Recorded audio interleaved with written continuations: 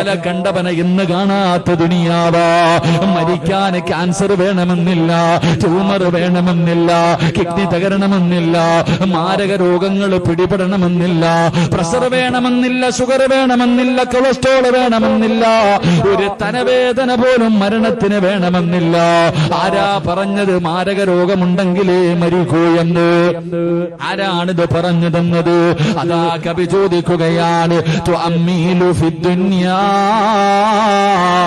ത്വബീലൻ വലാ തദ്രീ ഇലാ ജന്ന ലൈലുൻ ഹൽ തഈശു ഇലൽ ഫജ്രി വകം മിൻ സ്വഹീഹിൻ മാത മിൻ ഗൈരി ഇല്ലതി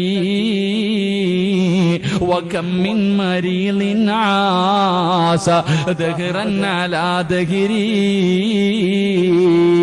അവിടുന്ന് കവി ചോദിക്കുകയാണ്, തുഅമ്മീലു ഫിദ്ദുനിയാ ത്വബീലൻ വലാ തദ്രീ.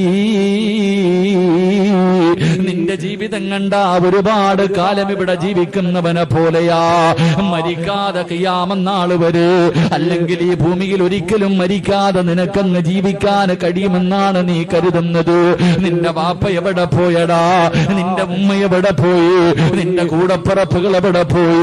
അവിടുന്ന് കവി ചോദിക്കുകയാണ്, ഇലാ ജന്ന ലൈലുൻ ഹൽ തഈശു ഇലൽ ഫജ്രി.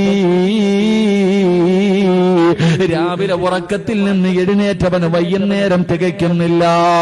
പാതിരാത്രി ഭാര്യയുടെ കൂടെ കിടപ്പറയിൽ കടന്നുപോയ പലരും പടച്ചവനെ സുബഹി ബാങ്ക് വിളിച്ചപ്പോ എഴുന്നേക്കാ കഴിഞ്ഞില്ലല്ലോ. പള്ളിക്കാട്ടിൽ അവനെ കൊണ്ടുപോയി കുടിച്ചിട്ടത് നീ അങ്ങ് മറന്നുപോയോ? എന്റെ പ്രിയപ്പെട്ട ഉപ്പമാര്, എന്റെ പ്രിയപ്പെട്ട ചെറുപ്പക്കാര്, കവി ചോദിക്കുകയാണ്, വകം മിൻ സ്വഹീഹിൻ മാത മിൻ ഗൈരി ഇല്ലതി. മോനെ, നിനക്കൊരുപാട് രോഗങ്ങളുണ്ടല്ലോ, നീ ഒരുപാട് രോഗവുമായി നടക്കുന്നവനാണ്.